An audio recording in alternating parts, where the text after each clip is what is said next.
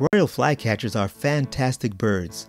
They are mostly brown in color with rufous tails and long bills, along with, of course, their fantastic crest. The part of the name royal is in reference to the fantastic feather display on the crown of the animal's head, which is a brilliant array of red, orange, yellow, and white with black and blue spots on them. The crests are paler in the females. Amazonian and northern flycatcher birds are around 7 inches long. These striking, colorful crests are very rarely seen being displayed, except after mating, while preening, in courtship, or when they're being handled. The royal flycatcher is found in the Amazon basin and on the Caribbean coast of Colombia, the Pacific coast of Ecuador, and in southeastern Brazil.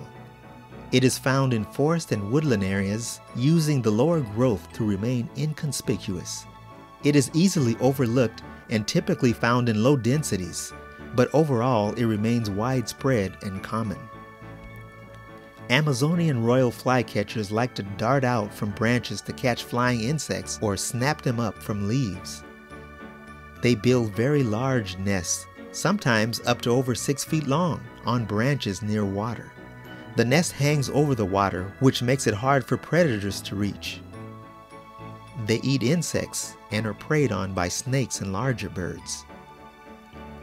The northern royal flycatcher is found in Mexico, south through most of Central America to northwest Colombia and far western Venezuela. Its natural habitat is subtropical or tropical moist lowland forests.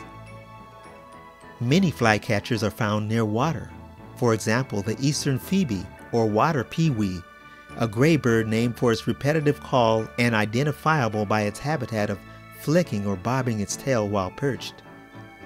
The wood pewee is a shy forest bird. The Say's, black, and San Jose phoebes are western species. The Atlantic royal flycatcher is believed to feed on insects, particularly flying insects such as dragonflies. This bird sometimes joins mixed species flocks and has been recorded associating with foliage gleaners.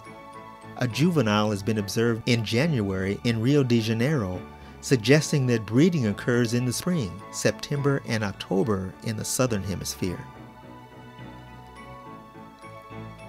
Like the other royal flycatchers of the neotropics, this species has a large, brilliantly colored fan-shaped crest, which is usually flat but occasionally erected to reveal its dazzling scarlet color.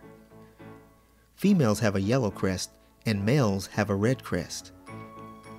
The rest of the plumage is rather unspectacular in comparison, being uniformly tawny brown on its underparts, dull yellow-orange, rufous on the rump and tail, and whitish on the throat.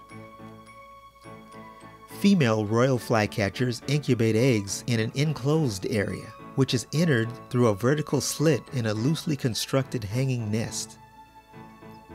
Males do not incubate eggs or feed the young, but contribute to defend the nesting territory throughout the nesting period.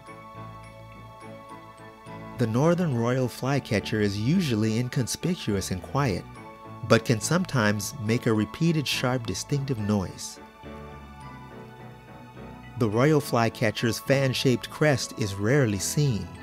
The royal flycatcher is one of almost 900 species of birds which can be seen in Costa Rica.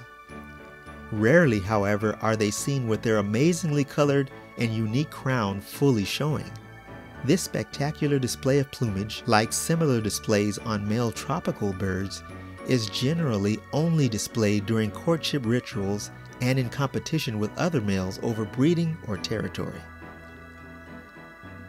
The plumed crest is lying flat, but it can open up like a fan. The Amazonian species is very populous, so much so that they are not considered to be a conservation concern. However, the Atlantic and Pacific royal flycatcher species are both considered vulnerable due to their habitat being destroyed. They live in the dry forests and woodlands near the coastal regions of the same territories that their inland cousins dwell in. These dry conditions lend themselves to forest fires, which in addition to human impact, have caused these species to become increasingly threatened.